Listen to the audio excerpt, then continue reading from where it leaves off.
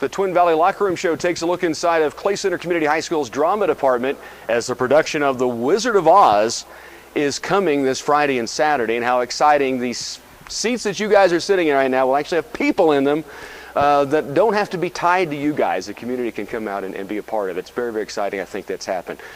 The Wizard of Oz. I'm going to ask first, is there anyone in this group that really didn't know much about The Wizard of Oz before getting into this? Molly didn't know much at all. Okay. Before I get into asking questions, let's have you guys introduce yourself and your parents so that everyone will have an idea who we're talking with. Maddie? My name is Maddie Blackburn, and I'm Megan and Jason Blackburn's only daughter. And yeah. My name is Molly Gaug, and my parents are Brad and Allison Gaug.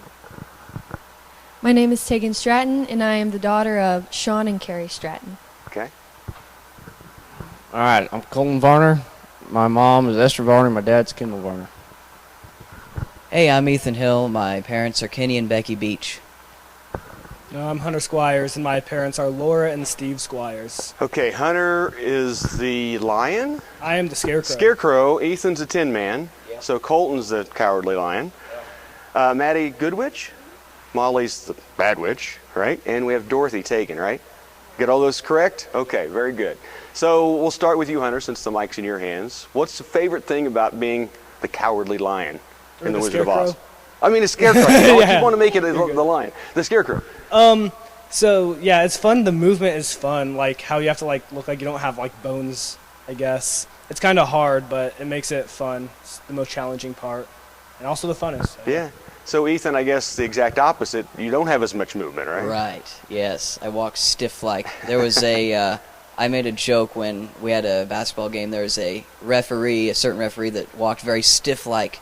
And I said, I'm going to walk like him when I'm the Tin Man. And I actually do. I envision myself being that referee great. when I walk because it helps. All right, how about being the lion? Lion's probably one of those characters. You can have a lot of fun with it. You got a lot of freedom with it. So that helps a lot, especially when you forget your lines. So. Well, all you have to do is say put them up. And you oh, yeah, line, put them up and then, cry. You're pretty much golden. You have a good tail to mess with, too? Oh, yeah, I got a tail. My costume's pretty much like pajama onesie type deal, right? Nice. You got a tail coming out the back. It's pretty fun. Excellent. How about being Dorothy? Well, I really enjoy interacting with everybody because this is the first role that I've really got to, I guess, kind of make it my own in a way, but be able to talk to all of the other characters. Absolutely, yeah, that's cool. Molly, the Wicked Witch. It comes very easily to me, and I liked cackling, and it's just fun to be evil. I enjoy being the antagonist. Excellent. So. And then Glenda on the other side is the perfect angel, right? I just like that, I can be kind of myself, just be high-pitched and happy, and that interacting with the Munchkins is super fun. So that dance scene is amazing. So I can don't know. imagine. I just like the big puffy dress and getting to be all happy. Fun. Talk about when you guys started working on this. Do you want to talk about that? The Scarecrow. I got it right this time. Yeah. When we started working on this, it was really difficult, and the movement as a Scarecrow, it's the hardest part, definitely. I was horrible at it at the beginning. It's hard to do. And it was... The acting in the show is pretty easy, the lines and the characterization, but the movement is the difficult part. So that's what we've really had to develop. Ethan, as the set's getting put together, and I know how this works, you guys start staging things, and then the set happens and the staging changes. Some, anyway. It has to, doesn't it? True. Yeah. How's that adjustment been? Well, we started in the Mrs. Blackburn's room. We weren't even on stage. So we had to change around a lot of things. But it's really not too bad. It's just being able to envision the right set in your mind when you're going through, okay, I say this when I'm at this spot. And so you have to envision this set and not Mrs. Blackburn's room, which is where we started learning a lot of things. Right. I'll get back to you too, but favorite, I said, part of being your character. Is there a favorite number you have, Colton? For yourself or as a group? Favorite number? For myself, it'll probably be like when the lion comes in, like when Dorothy, Tin Man, and the Scarecrow meet the lion. That's really fun. I have a lot of fun with that one. But as a group, when we go into the Emerald City and all the Emerald people are giving everybody their makeovers or whatever, that's pretty fun. All the little dances that go on, and that's really fun. Awesome. Tegan, do you have a favorite? Honestly, I really do enjoy going into the Emerald City as well. The cast has a really fun number that really, they get to have their own little dance. Dance things. And also, Summer Over the Rainbow is very fun too. Yeah, I would imagine so, yes. The Wicked Witch? My favorite is When I Die. It's just really fun. You love melting? Yeah. Yeah, okay. Great. Cool. Maddie?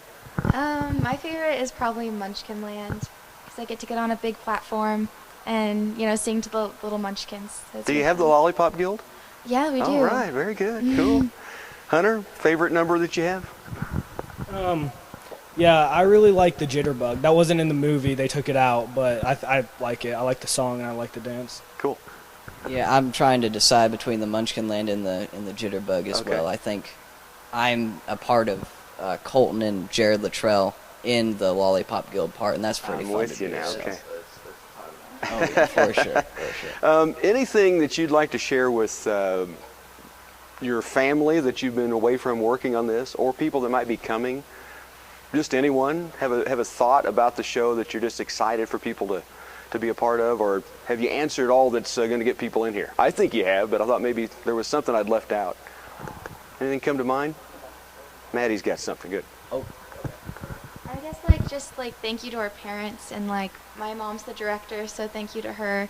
Yeah, and that I hope everyone comes out, because we're super, super excited that we get to actually have people. So we're hoping that we'll have a lot of people come. Excited for you guys. Anyone else? I like to give a shout out to my brother Wyatt. He's picking up chores at the house while I'm, because I get tech week. You know, it's from 3:30 to 8:30, but then all the practices before that started at 6:30. But I go to work before anyways, so Wyatt's picking up a lot of slack at the house for me. So I appreciate that. Excellent.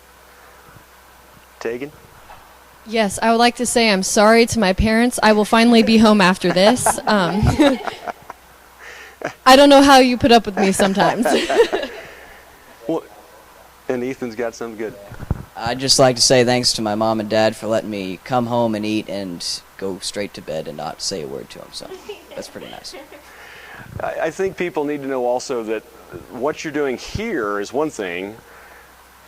Everything else you guys are all involved in just adds and stacks up. So I don't know exactly how busy you are, but I see you in a lot of different places doing a lot of different things. So thank you guys for all the hard work you put in. Can't wait to see what happens with the Wizard of Oz here at CCCHS. Thanks again to our Scarecrow, our Tin Man, and Cowardly Lion, our two witches. I hate to even say those words, but Glinda and the Wicked, and to Dorothy.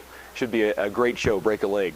Twin Valley Locker Room Show takes you inside of CCCHS Dramas Department.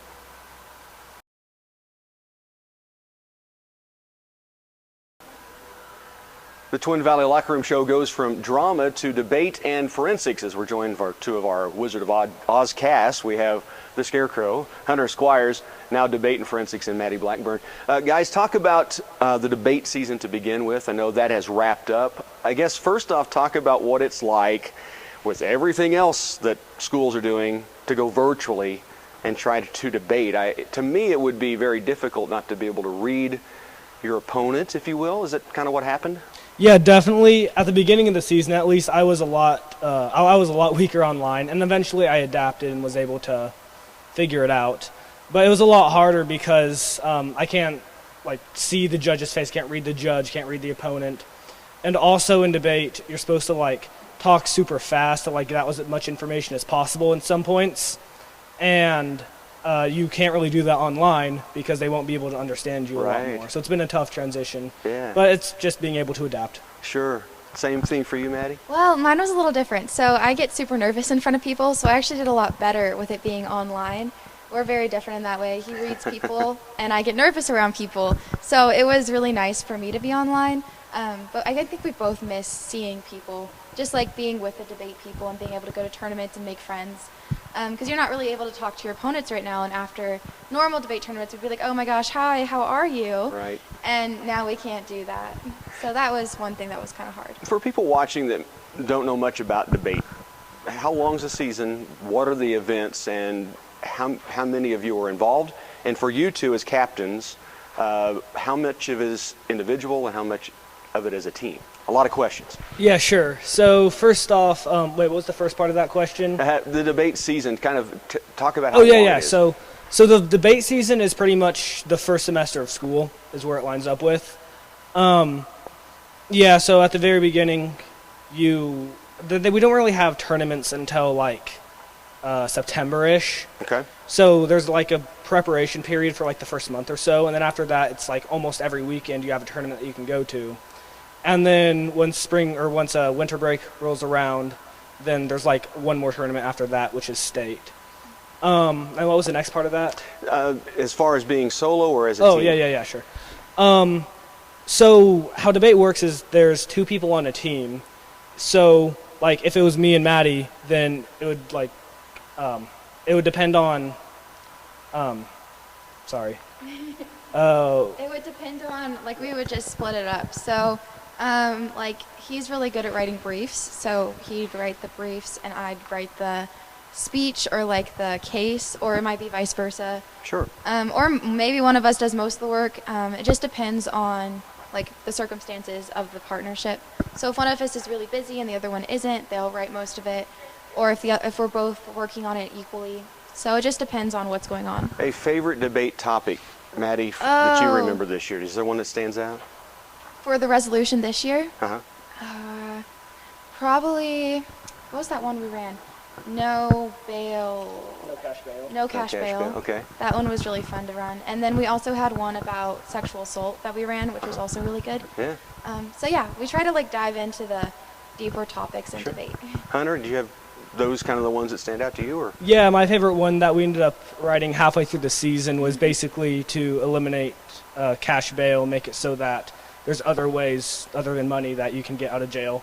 Because the whole year we debate about the same topic in policy debate, like generally, so it's criminal justice. So that's what we were talking about. Okay, great.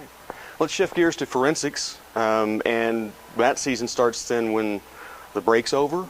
After Christmas break. Yeah, after Christmas break, forensics. So tell us how many people are in forensics? Do you have any idea? So in debate, there was like, because you asked this and I forgot to answer. In debate, there's like 12 people. Okay. And in forensics, there's probably closer to like 17-ish. I don't know if those are the exact numbers, but that's about right. That's great. In our school, for our size, we have a pretty big program and a pretty successful program because we go up and we compete against these like 6A schools. Sure. And and we do well. Yeah, well, I've seen the results. You do more than hold your own. You succeed very well. Favorite events in forensics for you, Hunter? Yeah, so I like the acting events in forensics more. So it's like DI and HI, which is basically a 10-minute monologue. DI is like a 10-minute monologue that's kind of sad, and HI is funny, and you're like usually a whole bunch of like crazy characters, and you're playing every single one of them, and you can really paint a picture in people's minds, and it's pretty interesting to watch with no props and costumes and anything. Right, good. Mine are probably poi and poetry. Just because you can read them, you can do a lot with them. But poi is, you like combine a whole bunch of different things like poetry and news articles or songs, and then you like make it into a piece. So those are my favorite. I also enjoy the acting events. But the speeches I also help with. So. Okay, and what's left in the season for forensics for you guys? Yeah, so we have a couple more tournaments in the season, probably like 4 maybe. And then we go to state and then national qualifiers and nationals. Wow. And there was a new event this year that we were going to talk about. Remind me what that was. Yes. I think it was where you can write your own poetry for nationals. So this isn't a state, like in Kansas, you can't compete in this. But for nationals, you can actually write your own poetry, and it has to be 5 to 7 minutes, I think. Okay. I might be wrong about that. And you can perform it, and then that's a whole nother event you can go in. So that's really exciting because I know a lot of kids that want to write their own poetry and aren't able to compete in it right now. Yeah. And the other new event that there is called like the Pro-Con Challenge or whatever. and basically you pick a debate topic, and you give 5 minutes as to why it'd be a good thing and 5 minutes as to why it'd be a bad thing, and they judge you on that. So you kind of play both sides with the same judge. Nice. Yeah, very cool. Which sounds so much fun. It does sound very interesting. I agree. Hunter, Maddie, congratulations on all you guys have accomplished. And again, I'll say good luck in the Wizard of Oz. I know we talked about that earlier, but and for the rest of the forensics season. Hunter Squires, Maddie Blackburn with us on the Twin Valley Locker Room Show.